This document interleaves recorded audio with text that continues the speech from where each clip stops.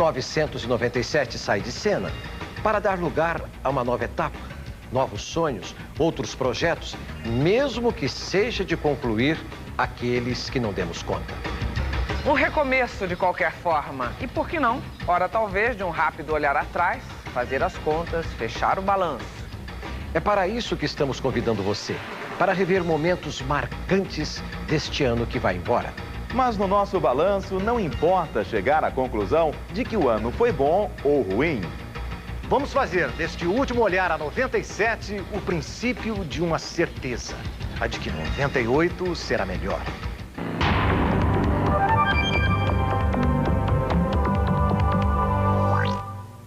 Deu a louca no mundo. O fenômeno El Niño, que veio com força total este ano, virou uma espécie de cavaleiro do apocalipse. Pode ter sido o pior El Niño do século.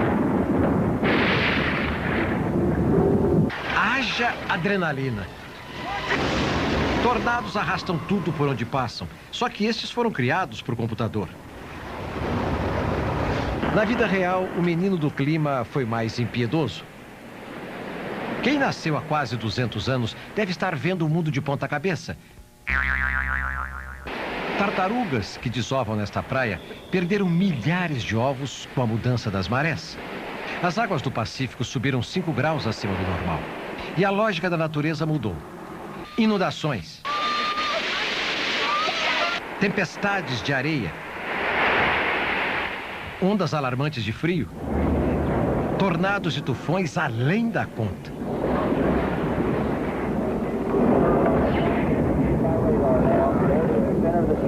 Na Amazônia, a maior seca desde 1965 e cidades cheias de fumaça de queimadas. Pior foi na Indonésia. Imagine ter que andar assim, de máscara, por causa dos incêndios nas florestas. Em meio às tragédias, uma boa surpresa. A chuva inesperada fez brotar vida na aridez do deserto. Uma pausa refrescante da primavera enlouquecida. Outra ameaça. Essa sim contra a natureza humana. Transformou grandes áreas do mundo em terras de ninguém. A cada 22 minutos, uma mina terrestre explode em algum ponto do planeta. Todo ano, matam 10 mil pessoas e mutilam outras 26 mil. Angola, junto com o Afeganistão, lidera o ranking dos países minados. 90 mil angolanos perderam pernas ou braços pisando nestes resíduos de guerra. Foi lá onde a luta para acabar de vez com o arsenal ganhou um rosto de uma princesa e virou uma bandeira com direito a prêmio Nobel da Paz. Só que essa conquista a princesa não pôde comemorar. O destino da princesa de Gales, que sonhava em ser embaixadora de causas humanitárias, mudou em fração de segundos. Um violento acidente de carro matou Diana aos 36 anos. Aconteceu numa madrugada de agosto em Paris, dentro de um túnel que beira o rio Sena. A peregrinação ao Palácio da Princesa aqui em Londres prossegue, bem verdade com um movimento mais reduzido agora. Em Paris, a investigação policial também continua, mas com lentidão. O que já se sabe é que o responsável pela morte dela foi um motorista bêbado e intoxicado de remédios.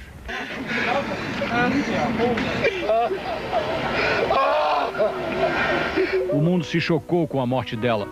Mais ainda os britânicos, que abandonaram o retraimento e a reserva de seu temperamento habitual para explodir em comoção coletiva.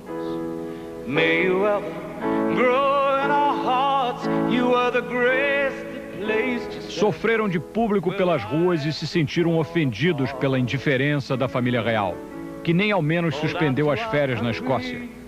O povo cobrou e a rainha voltou a Londres para se penitenciar do erro, da falta de sensibilidade para a dor nacional. And the stars spell out your name. And it seems to me you lived your life like a candle. Como uma vela ao vento, a chama da emoção se espalhou e o mundo cantou em homenagem à Rosa da Inglaterra.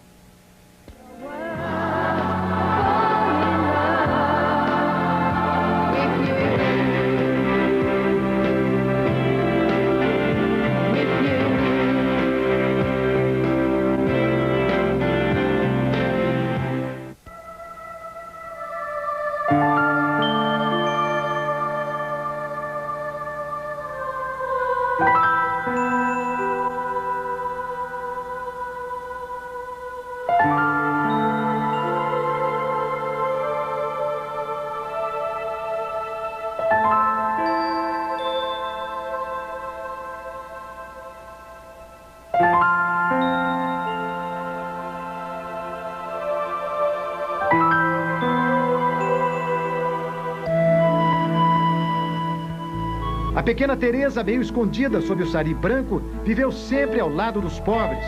Prêmio Nobel da Paz, Madre Teresa de Calcutá foi um símbolo de fé e caridade. Parece até que avançou no tempo para distribuir mais amor e esperança aos desamparados.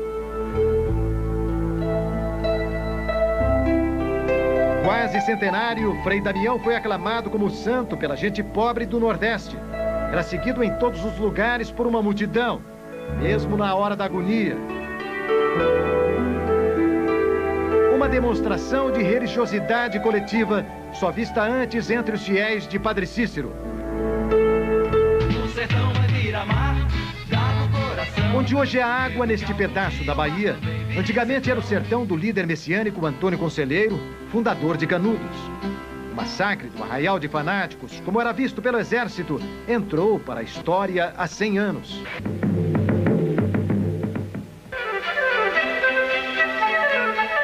Também há 100 anos, nascia em Cataguases, Minas Gerais, o pai do cinema brasileiro. Humberto Mauro foi mestre na arte de filmar, de forma original e com muita brasilidade, cenas do cotidiano rural.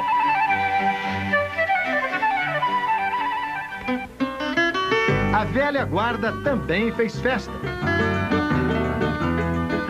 97 foi o ano do centenário de Pixinguinha. Para Ari Barroso, companheiro de Partido Alto, o mestre do chorinho era uma fonte de poesia. Do seu cantinho do céu, Barroso também é só alegria. Sua obra-prima, Aquarela do Brasil, escrita em 1939, foi escolhida a música do século pela Academia Brasileira de Letras, que, aliás, também já é centenária. Brasil, samba que dá bamboleio, que faz gingar o Brasil do meu amor, terra de nosso Senhor. Luciane, uma gota de esperança. Eric, 15 minutos de fama no hospital. E uma turma de pequenos anônimos sem lar. São histórias de amor e solidariedade que emocionaram o Brasil.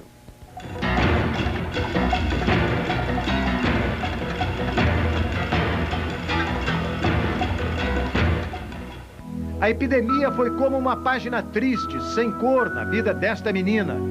Luciane pegou AIDS ainda na barriga da mãe durante uma transfusão de sangue. A doença atacou forte no ano passado e a família já ia perdendo a esperança. Na época, crianças como Luciane estavam proibidas de receber o coquetel de remédios que deu novo ânimo aos doentes de AIDS.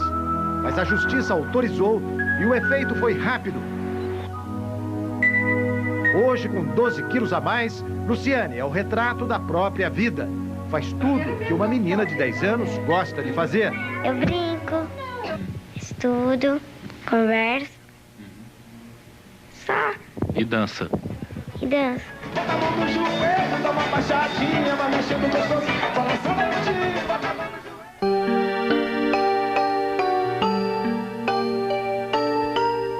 Eles não têm nome, foram achados na rua, em bancos de jardim ou banheiros de metrô. Este bebê nasceu de novo.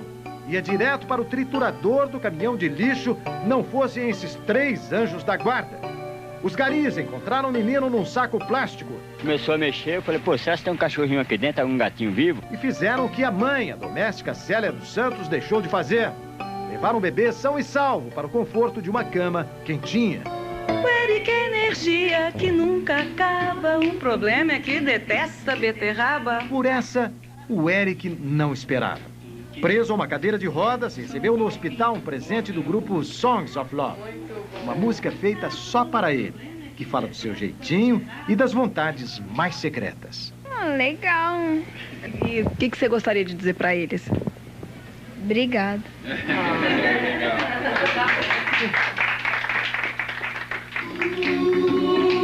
Eric, meu amigo, vem aqui.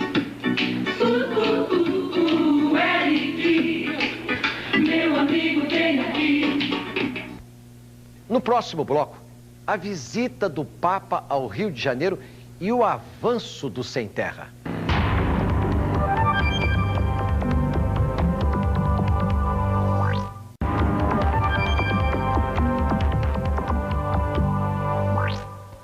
Às portas do novo milênio, os 120 milhões de católicos brasileiros ouviram emocionados o chamado do Papa para os novos desafios da Igreja. Foi durante a visita de João Paulo II ao Rio de Janeiro.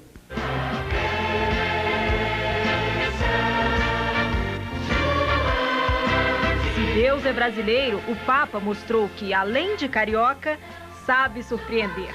Primeiro, na energia. Corpo debilitado, mãos trêmulas, os 77 anos pesaram, é verdade.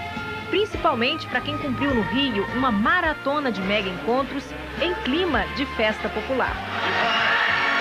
Quem poderá dizer o caminho certo é você quem faz. Jesus Cristo, Jesus Cristo, Jesus Cristo, eu estou aqui. Mas João Paulo II quis ficar perto do povo e por várias vezes quebrou o protocolo. Ave Maria, cremos em vós. No encontro do Maracanã, a profissão de fé defendeu a união da família e disse que o aborto é crime abominável. Que o crime abominável do aborto, vergonha para a humanidade.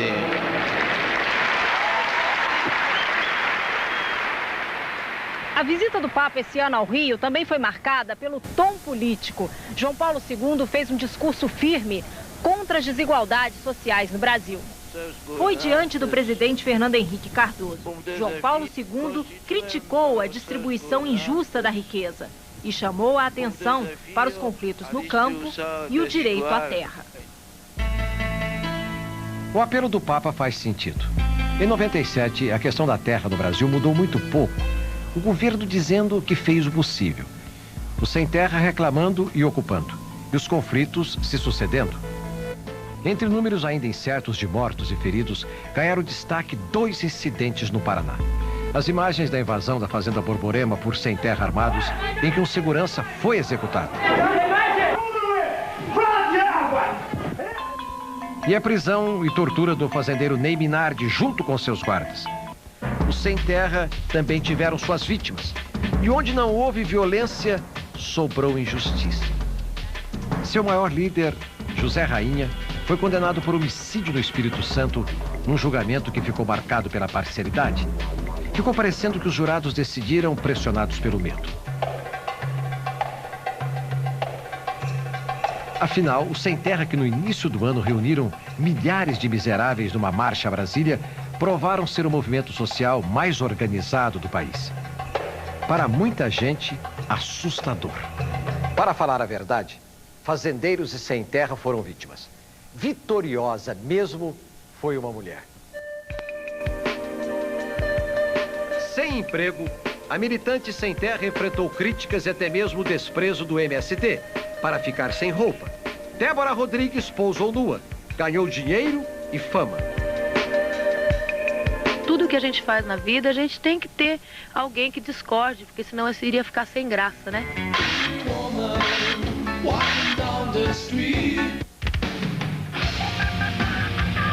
Dias sem esperança para os paulistanos mergulhados no caos.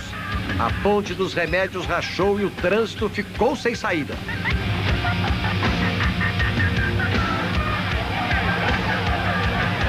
Os peroeiros saíram do anonimato e pediram passagem. Sem registro, eles brigaram o ano todo para trabalhar.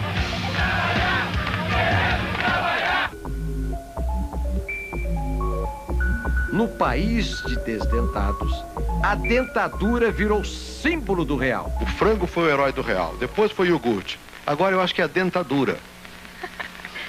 Vai ver os pobres botando dente. Ele brinca demais. Ironia do bolso sem dinheiro. A cara mais comum do brasileiro ainda é mesmo esse sorriso, sem dentes. Se a crise dos reféns no Peru tivesse sido a única aparição do fantasma do terrorismo em 97, poderíamos até considerar que foi um ano bom. Infelizmente, não foi.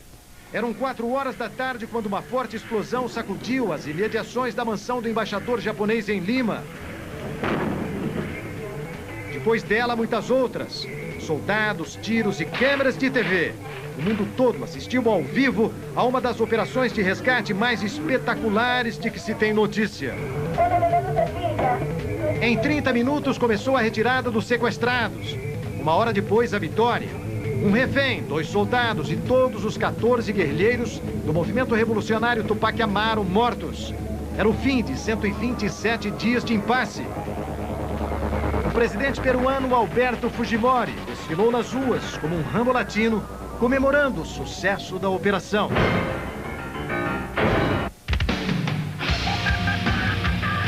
Esses aí também são duros na queda. Adoram empurrar o adversário com a barriga.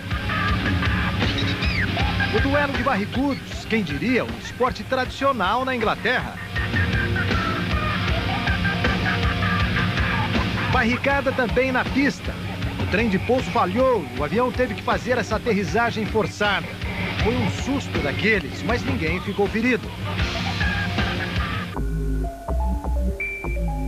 De ultraleve, o defensor da natureza ensina o caminho certo para as aves migratórias. Os Grows perderam a rota em plena viagem para o sul dos Estados Unidos. O truque deu certo. Em uma semana, homem e pássaros voaram 1.300 quilômetros.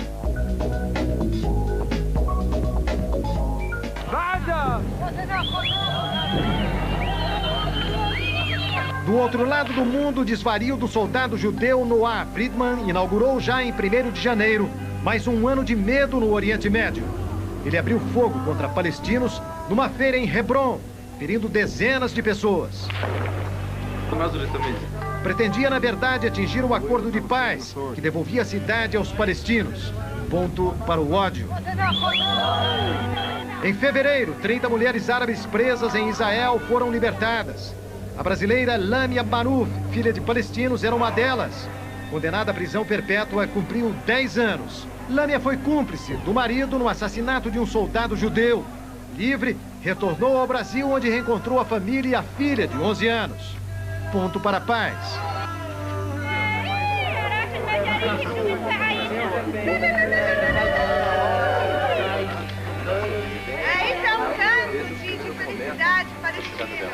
Em março, a construção de novos assentamentos judeus em Jerusalém reacendeu a revolta palestina. O fantasma do terror invocado pelo grupo radical Hamas voltou a rondar Israel. Foram 3 grandes ataques suicidas em Tel Aviv e Jerusalém. A libertação em outubro do Sheikh Ahmed Yassin foi um cala-boca de Israel no Hamas. O líder espiritual da organização extremista estava preso há 8 anos. Ponto para a paz? Enquanto isso, o radicalismo islâmico também mostrava a força do ódio no Egito. Em novembro, 67 pessoas morreram em Luxor, famoso ponto turístico, no pior ataque contra estrangeiros no país. No Brasil, o alvo foi este Fokker 100 da TAM. Uma explosão em pleno ar abriu um rombo na fuselagem e um passageiro foi lançado fora do jato. Milagre que tenha sido um. Os outros 55 desembarcaram ilesos. Alguns dias depois, o homem apontado como responsável pela explosão foi atropelado e até agora não se recuperou. Se tivéssemos que escolher a imagem do ano, seria difícil. Mas um flagrante, em especial, mostrou que, apesar das tragédias, o ano foi também brincalhão. Era o dia da caça. E o toureiro amador encarou a fera. Só não esperava que a brincadeira acabasse assim. No striptease do ano.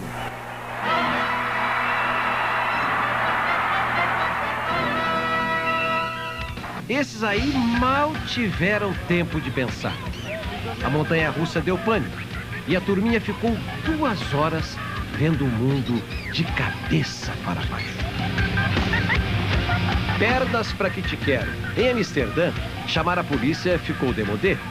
Os patinadores da lei agora caçam os bandidos sobre rodinhas. Os holandeses são criativos, mas o que se viu pelo resto do mundo foi uma polícia embrutecida pela violência. No Brasil, os policiais militares foram os atores principais de um filme cruel. Corra que a polícia vem aí. A credibilidade da PM foi ferida a tapas, socos e pontapés na favela naval em Diadema. O abuso policial, registrado por um cinegrafista amador, foi selado com o tiro mortal contra um inocente. Entre os 10 PMs presos, o autor do tiro, que tem o sugestivo apelido de Rambo. Dias depois, as cenas se repetiram no Rio de Janeiro. Moradores da Cidade de Deus foram humilhados e espancados por quem deveria protegê-los.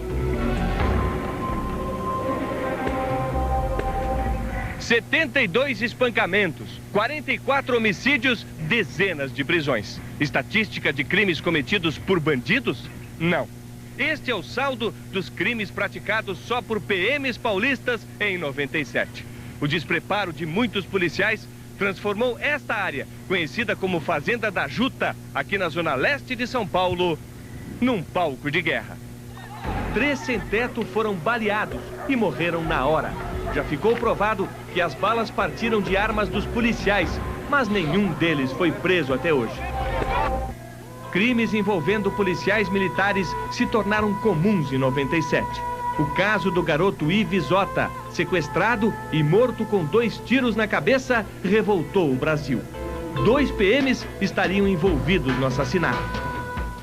Mesmo com tudo isso, os policiais militares não perderam a coragem e foram às ruas em todo o país pedir aumento. Em Belo Horizonte, o protesto terminou em morte. Desta vez, um policial militar foi vítima da violência dos próprios colegas. Que os bons policiais merecem ganhar mais, ninguém discorda. Como também não há dúvida de que é preciso selecionar melhor os homens que vão andar com arma na cintura pelas ruas do país. Entre os que honram a profissão, um soldado que esbanjou eficiência e coragem. Numa estrada do interior de São Paulo, a criança ameaçada pelo sequestrador com uma faca no pescoço foi salva pelo tiro certeiro do policial. O soldado que virou herói, certamente, será um dos poucos que não vão precisar fazer força na mais dura missão da PM em 98. Reconquistar a confiança da população. Daqui a pouco, os heróis do esporte em 97 e o adeus aos guerreiros do povo.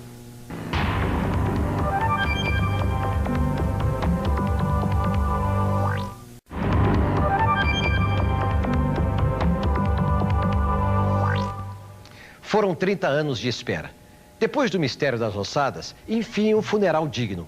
Che Guevara agora descansa em Santa Clara, Ilha de Cuba. A busca foi difícil, mas valeu a pena. Desmascarou 2 mentiras que já duravam quase 3 décadas. Uma, a de que Che Guevara teria sido cremado e suas cinzas jogadas no meio da mata. Outra, a de que ele teria sido morto em combate.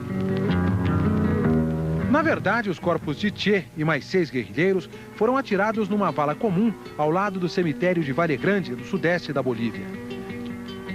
Che foi reconhecido através de um osso facial e da arcada dentária. Os restos mortais encontrados no final deste campo de aviação são mesmo do comandante guerrilheiro. Depois de passarem por vários exames de laboratório, foram levados para Cuba. O local onde estavam as ossadas de Che e de mais 6 guerrilheiros virou um verdadeiro templo. Uma romaria de simpatizantes tomou conta do sudeste boliviano. As manifestações de saudade se deslocaram do interior da Bolívia para a Cuba de Fidel. Foram 9 dias de solenidades. As ruas superlotadas mostraram que Che ainda está vivo na memória de um país que ele ajudou a libertar. Che Guevara não morreu, não morreu.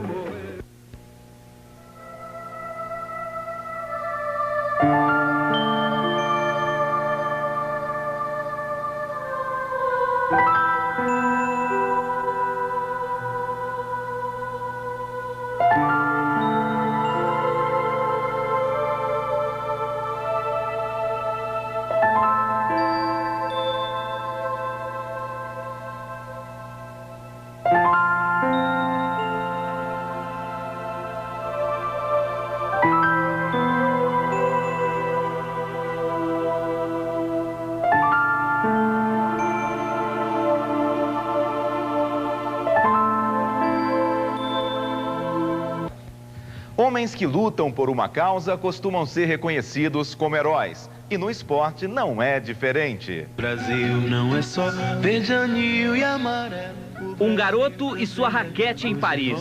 No mês de junho, nasceu um grande ídolo brasileiro.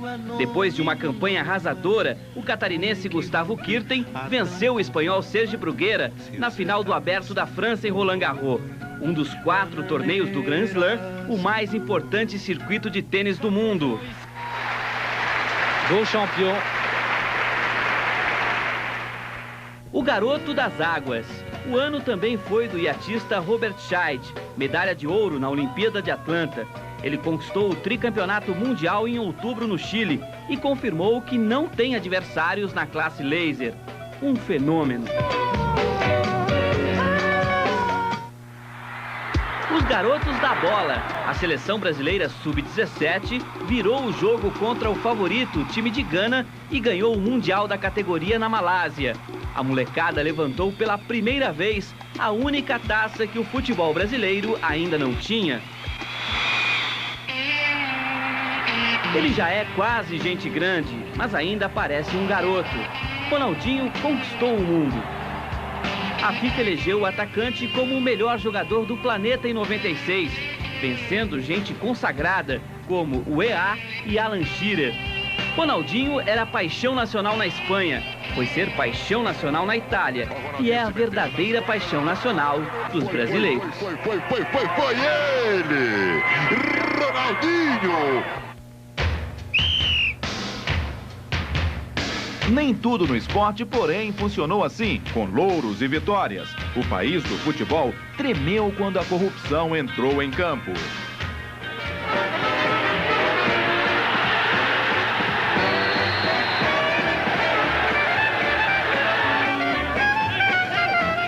Em 97, definitivamente, não foi bom para os árbitros brasileiros.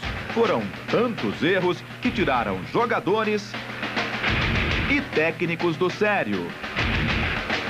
Incompetência ou má fé? Uma conversa telefônica revelou um escândalo na CONAF, Comissão Nacional de Arbitragens de Futebol. Ivens Mendes, responsável pela escala dos juízes há mais de 10 anos, pedia a presidentes de clubes doações para sua campanha a deputado federal.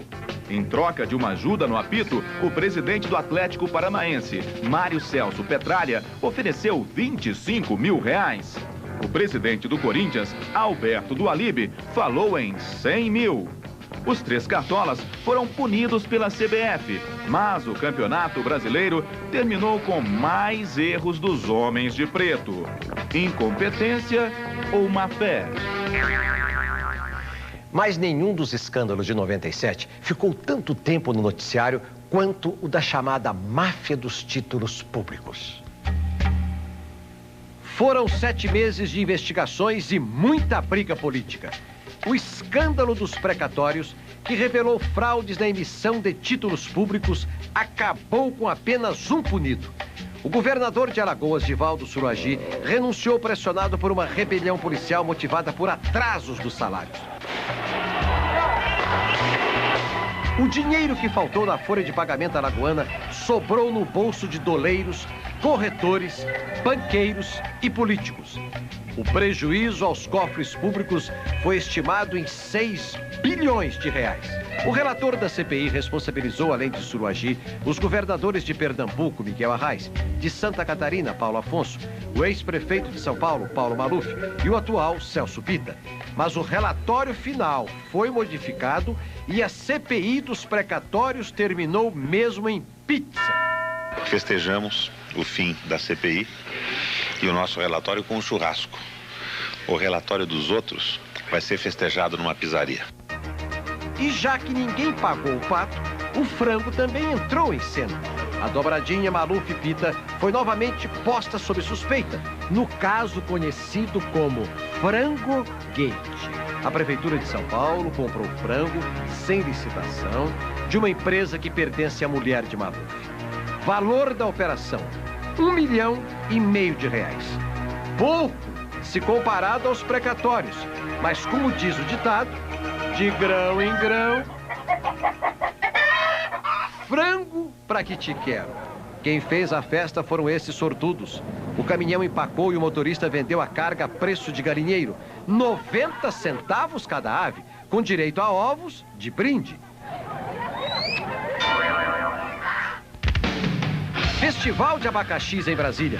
Funcionários da Embrapa distribuíram 10 mil abacaxis num protesto contra a política social do governo. Fartura mesmo foi nesta festa na Espanha. 125 toneladas de tomate foram gastas na festa da tomatina.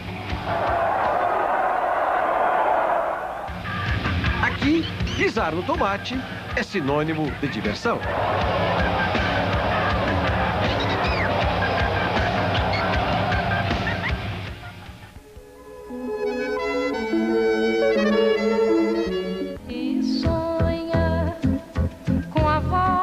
A anistia trouxe do exílio o sociólogo que iria mudar a cara do Brasil. Hemofílico, portador do vírus da AIDS, sonhava com um país possível. Ajudou a aliviar a miséria e a fome com suas campanhas populares em troca de alimentos e ainda contra o desemprego, a injustiça no campo e a violência urbana. Brasil é o paradoxo para mim. Ele é metade Deus, metade diabo. Ele é metade bom e metade ruim. Betinho pode não ter vencido todas as batalhas, mas ensinou que solidariedade também faz parte da cidadania. Antropólogo, educador, polemista, bom vivant, Darcy Ribeiro também sonhava com um Brasil mais justo.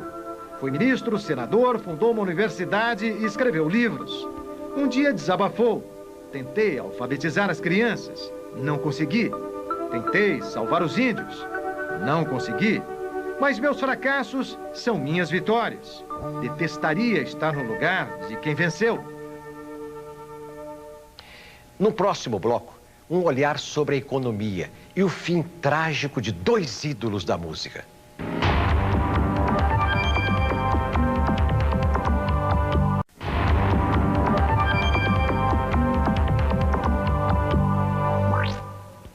Uma perda e uma conquista marcaram o ano de uma nação com 5 milênios de história. Deng Xiaoping, líder máximo da China, morreu aos 92 anos. Pragmático e reformista, ele transformou o país numa potência econômica.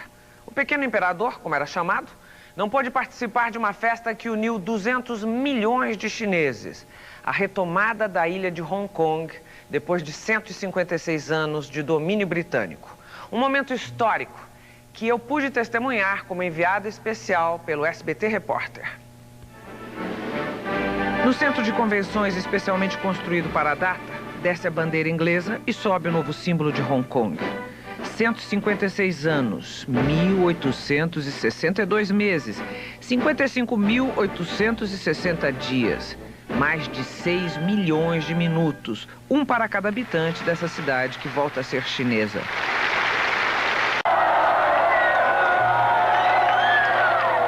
No ano do búfalo, ou touro, 1997, a cidade estava pronta para o handover, a passagem, a transição, o retorno. Quanto custou essa festa? 10, 15, 20 milhões de dólares, não importa. Foram os ricos empresários locais que bancaram. Mas o poder do dinheiro não livrou Hong Kong da crise mundial das bolsas de valores. Uma crise que mostrou que a tal globalização também tem lá seus defeitos. 97 mostrou que os temíveis tigres asiáticos nos países orientais de economia emergente não eram tão fortes quanto se imaginava. Quando a economia da Tailândia começou a miar, investidores de todo o mundo entraram em alerta. Passaram a apostar na valorização do dólar desses países, causando queda nas bolsas. Hong Kong acusou o golpe com uma baixa recorde que contaminou os mercados da Europa e da América. O dominó das bolsas, as do Brasil, também caíram. E feio, por 2 vezes em 7 dias, a de São Paulo registrou a maior baixa mundial.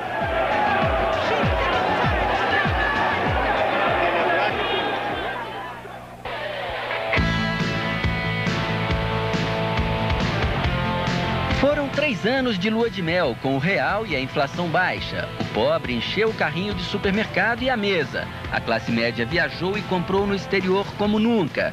Mas veio o terremoto nas bolsas da Ásia, do outro lado do mundo, balançando também as nossas bolsas, o real e a economia brasileira. Vimos que não estávamos assim tão firmes e o governo teve que agir tomando uma série de medidas. O pacote fiscal foi duro, mas não inovou muito. O governo repetiu a velha promessa de gastar menos, que agora nem tem outra alternativa, e enfiou a mão no bolso da sociedade, aumentando o imposto de renda da classe média, de aplicações financeiras e o IPI. No mercado internacional, as primeiras reações foram boas. Mas nem tão boas aqui no Brasil. O pacote com cheiro de recessão foi a desculpa ideal para alguns setores da indústria com vontade, mas ainda envergonhados em demitir. E diante da ameaça de demissão, um acordo inédito. Metalúrgicos da Força Sindical aceitam redução de jornada e de salários em troca da garantia no emprego. Em meio à crise mundial das bolsas, um velho personagem do mercado financeiro voltou ao Brasil, por ordem judicial. O investidor Najim Narras teve que voltar correndo para receber oficialmente uma notícia nada boa. A de sua condenação a 24 anos e 8 meses de prisão por crimes de colarinho branco e contra a economia popular. Graças a uma liminar, ele recorre da condenação em liberdade. Acerto de contas também para o ator Guilherme de Pádua e para a ex-mulher dele, Paula Tomás. Os dois foram condenados pelo assassinato da atriz Daniela Pérez em 92. Guilherme pegou 19 anos, Paula 18,5. Para a mãe da atriz, Glória Pérez, justiça feita. Mais de 400 anos de prisão para os ex-PMs Paulo Alvarenga e Arlindo Maginário Filho. Eles participaram da chacina de Vigário Geral, um massacre de 21 moradores da favela há 4 anos. Para João Acácio Pereira da Costa, o bandido da Luz Vermelha, foi o ano da liberdade, ainda que por pouco tempo. Luz Vermelha foi solto em agosto, depois de cumprir 30 anos. Acabou internado num hospital psiquiátrico. Vi minha esperança na voz de um menino que sorrindo me acompanha. Ela se entregou à justiça da Costa Rica. Agora a advogada Georgina de Freitas é esperada no Brasil para devolver o dinheiro roubado do INSS. Mais de 100 milhões de reais. Georgina fugiu do país depois de ter sido condenada a 25 anos de prisão. O inglês Ronald Biggs, que já vivia sossegado no Brasil, está ainda mais tranquilo. O Supremo Tribunal Federal arquivou o pedido de extradição dele para a Inglaterra. Biggs foi um dos assaltantes do trem pagador em 63, considerado na época o crime do século. Eu não conformo nunca na minha vida.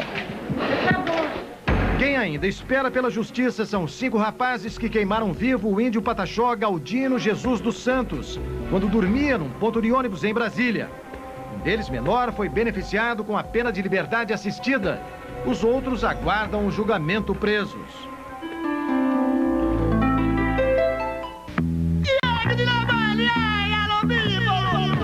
Mangue, caranguejo e favela. Era a mistura favorita de Chico Science.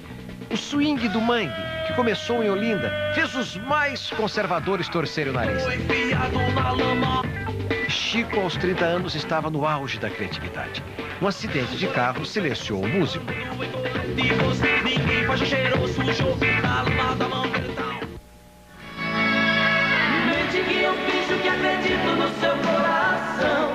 Foi um golpe duro também para a música sertaneja. Saindo de um show de madrugada, João Paulo pegou a estrada, mas não chegou a Brotas, interior de São Paulo, onde vivia com a família. E você sonhou que a vida inteira você me esperou. Basta seu sorriso. Estamos com saudades dele e eu tenho certeza que o Brasil todo, né, sente essa saudade, né, que o momento da perda é muito difícil, é irreparável, né? Todo o Brasil cantava junto com João Paulo e Daniel. Que estou apaixonado.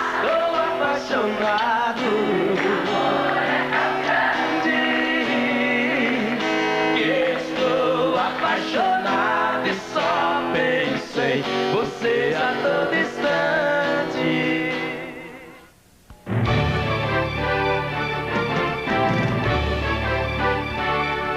mesmo foi um italiano. Mas os brasileiros também passaram um ano fazendo bonito na Fórmula Mundial. Momentos de pura emoção que vale a pena rever.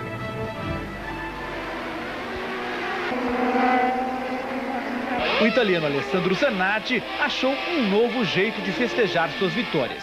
Foram 5, além de 5 pole positions, a caminho de um título incontestável. Fim de corrida em Portland. Marc Blundell ultrapassa Gil de Ferran na linha de chegada, a menor diferença na história da categoria, 27 milésimos de segundo. 97 foi também um ano de equilíbrio. 7 pilotos diferentes ganharam corrida. No Rio, os brasileiros fizeram festa na véspera com a pole de Maurício Gugelmin, mas no domingo ele acabou no muro e Paul Tracy levou seu Penske à vitória. Gil não venceu, mas subiu ao pódio 7 vezes. Foi o primeiro brasileiro vice-campeão desde Emerson Fittipaldi em 94. Tensão, pânico e dor para Christian Fittipaldi na Austrália. Depois da batida com Gil, o carro dele se arrebentou contra o muro. A perna quebrada deixou Christian de fora de 6 corridas. Não perde mais! A alegria da vitória, a primeira de uma década para Maurício Gugelmin em Vancouver. Ele também fez 2 poles e em Fontana tornou-se o homem mais rápido do mundo, com uma volta de classificação na média de quase 388 km por hora. Em 98, teremos sangue novo do Brasil nas pistas da Fórmula Mundial. É que os brasileiros dominaram a temporada 97 da Indy Lights, a categoria de acesso. Tony Canaan foi o campeão, Hélio Castro Neves o vice e Cristiano D'Amato o terceiro colocado. Um sucesso em boa hora, porque a esperança de rever nas pistas o piloto bicampeão da Fórmula 1, campeão da Fórmula Indy e 2 vezes vencedor em Indianápolis, a esperança de rever Emerson Fittipaldi celebrando mais uma vitória terminou numa viagem de ultraleve, naquela tarde de domingo, num pântano de Araraquara. O ano passado eu recebi a mensagem de Deus, esse ano foi uma ordem. É isso aí, parou, para tudo. A bola rolou para todos no Campeonato Brasileiro, mas poucos puderam saborear o gostinho da vitória. Acompanhe agora os melhores momentos do esporte das multidões em 97. A volta da velha rivalidade entre paulistas e cariocas encheu as arquibancadas. Na final do Rio-São Paulo entre Flamengo e Santos no Maracanã, quase 80 mil rubro-negros se calaram no gol de Juari, que deu o título ao Santos. De novo o Maracanã lotado, de novo a mesma decepção flamenguista. Na final da Copa do Brasil contra o Grêmio, os gaúchos conquistaram a taça pela 3ª vez. Muita festa em Porto Alegre. De consolo para os flamenguistas, o título da Copa dos Campeões Mundiais. A final foi contra o São Paulo. Na Libertadores, a comemoração foi mineira. O Cruzeiro venceu o Sporting Cristal do Peru e ganhou o título depois de 21 anos de espera. Na disputa do Mundial em Tóquio, apesar dos reforços, o Cruzeiro perdeu para o Borussia Dortmund da Alemanha, 2-0. No Campeonato Brasileiro, vexame de novo do Fluminense, bi-rebaixado para a 2ª divisão. Caíram também o União São João de Araras, o Criciúma e o Bahia, time que mais levou torcida aos estádios. Seguindo aquele velho jargão, falem bem ou falem mal, mas falem de mim, o nome de Edmundo frequentou as principais manchetes esportivas em 97. Algumas boas, outras más notícias. Edmundo superou os 28 gols de Reinaldo do Atlético Mineiro e foi o principal personagem do 3º título brasileiro do Vasco. Mas seu pavio curto o afastou da seleção. Seleção que só perdeu um dos 24 jogos em 97, contra a Noruega. Ganhou a Copa América na Bolívia e a Copa do Rei na Arábia. Destaque para a dupla Romário-Ronaldinho, que marcou 31 dos 66 gols da seleção em 97. Uma dobradinha que promete abrir caminho rumo ao Penta em 98. O craque argentino Diego Maradona arriscou um tango na TV chilena. Mas dançou mesmo em mais um exame antidoping. Abatido, anunciou pela 8ª vez a decisão de abandonar o futebol. O ex-campeão dos pesos pesados, Mike Tyson, perdeu a esportiva e tirou um naco da orelha de Evander Holyfield. perdeu a luta, a bolsa de 30 milhões de dólares e foi suspenso por tempo indeterminado. A orelha, com as marcas da mordida, virou guloseima de chocolate.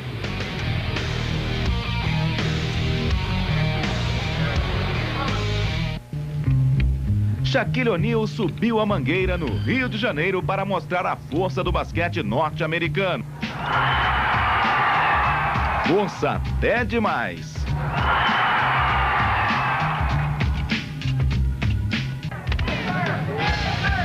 O presidente dos Estados Unidos também se esforçou, mas não convenceu nenhum mangueirense. Nem na bola,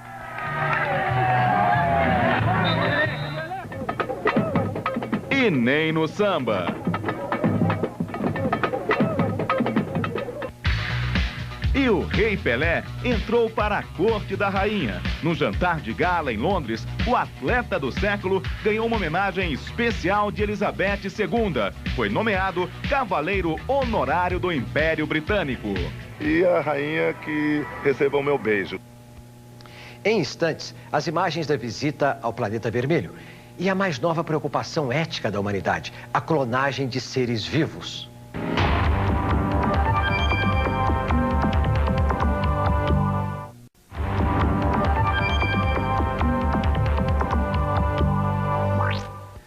Antes dele, os homens só conheciam a superfície do mar. Depois, o fundo dos oceanos deixou de ser um mistério inexplorável. Jacques Cousteau foi um divisor de águas. Revelou as entranhas do mundo azul e silencioso das espécies marinhas.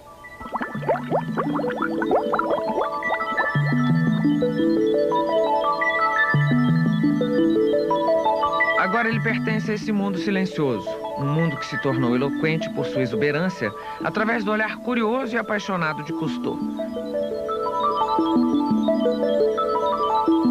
Oficial reformado da Marinha Francesa, explorou os 7 mares e os grandes rios do planeta, inclusive com expedições importantes à floresta amazônica.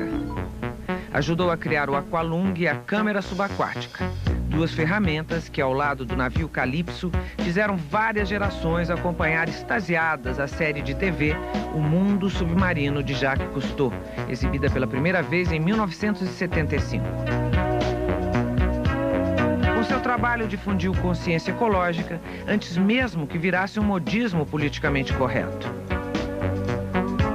Morreu aos 87 anos, depois de 80 livros, 70 filmes, 3 Oscars, 3 prêmios em Cannes e ainda muitos planos. Era talvez o francês mais famoso do mundo, arriscou o presidente Jacques Chirac, e não era para menos. Nós perdemos Cousteau, mas conhecemos a ousadia sem limites de outros cientistas que resolveram brincar de Deus. Eles apresentaram ao mundo perplexo o primeiro ser vivo criado em laboratório pelo homem, a ovelha Dolly. Dolly foi produzida na Escócia a partir de material genético extraído de uma ovelha adulta e é idêntica a ela. Umas semanas depois, cientistas norte-americanos duplicaram macacos. Isso reforçou o debate ético e o pânico de líderes políticos e religiosos. O medo é que se faça o mesmo com seres humanos. A clonagem de ovelhas, de fato, foi apenas o detonador de uma série interminável de experiências genéticas. Rãs sem cabeça demonstram que é possível produzir partes isoladas dos animais. E isso sinaliza o começo de um laboratório de órgãos humanos para transplantes. A ecologia também seria contemplada com a clonagem de animais em extinção. Outra descoberta é a alteração genética que fez esse pinto cantar como codorna. A técnica pode criar animais economicamente produtivos, como vacas leiteiras, ou capazes de fornecer substâncias orgânicas, como os fatores coagulantes usados por hemofílicos. Entre vantagens e riscos, as descobertas genéticas de 97 ocupam um perigoso limiar e prometem substituir as armas nucleares como preocupação número 1 da humanidade. Dos laboratórios ao espaço, 97 foi um ano de grandes saltos. A conquista de Marte pela nave Pathfinder realizou um sonho que frequentava nossas mentes há mais de 20 anos. Durante a chegada, não foi possível fazer imagens. Mas diante dessas ilustrações, quem faria questão da realidade? A entrada na atmosfera de Marte com paraquedas especial. A aterrissagem dentro de balões de ar. A rolagem no solo marciano. Tudo foi mostrado em detalhes a quem ficou do lado de cá. As primeiras fotos só começaram a chegar depois que o pequeno robô Sojourner iniciou seu passeio pelo planeta vermelho. E elas não decepcionaram. Lá estavam as pedras lavadas que denunciam uma grande inundação milhares de anos atrás. E com a constatação de que houve água, a esperança de que tenha existido vida. Assim como o Sojourner, robôs cativantes e avançados atravessaram a fronteira entre ficção e realidade. São novidades que só chegam ao mercado depois do ano 2000, mas já espalharam sedução. O robô de estimação foi feito para conquistar simpatias. É um companheiro que reage ao toque e brinca de bola. Nesta outra bola se esconde o mensageiro cibernético. Ele transporta objetos, atende a voz humana e fala. No lugar dos olhos, o Senhor Amanhã tem 2 câmeras de vídeo. Assim, pode visualizar situações e responder de forma adequada. Daqui a alguns anos, ele terá emprego garantido em fábricas e hospitais. Esta máquina que dança, no futuro, vai realizar tarefas com movimentos similares aos nossos. E para quem acha que os robôs não passam de vilões do desemprego, 97 trouxe o P3, que vai poupar os homens de serviços perigosos, como as operações em usinas nucleares. Mas o ano da ciência não foi feito só de sucessos, principalmente para russos e brasileiros. A coisa ficou russa para os astronautas da Estação Orbital Mir. Depois de 11 anos em órbita, a velha Mir foi vítima em 97 de um festival de erros e trapalhadas, que quase a mandaram de uma vez por todas para o espaço. O caso mais grave foi a colisão com uma nave cargueiro, que provocou a perda de 1/3 da energia elétrica da estação. Já o programa espacial brasileiro vai demorar um pouco mais para decolar. Em novembro, o lançamento do primeiro foguete Tupiniquim, com a missão de pôr em órbita um satélite genuinamente verde-amarelo, foi abortado com uma explosão.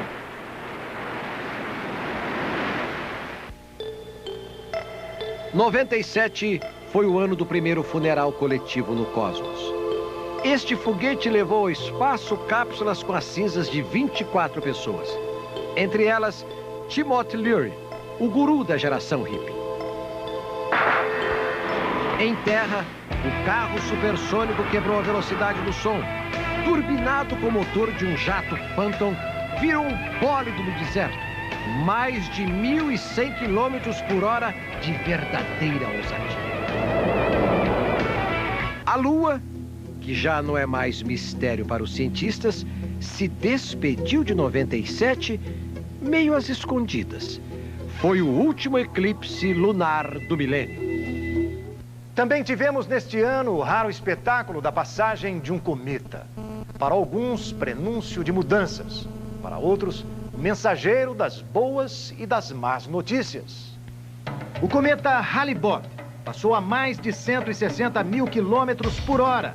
Chegou a ficar bem perto do Sol. Na Terra, sentimentos inexplicáveis tomaram conta de uma seita.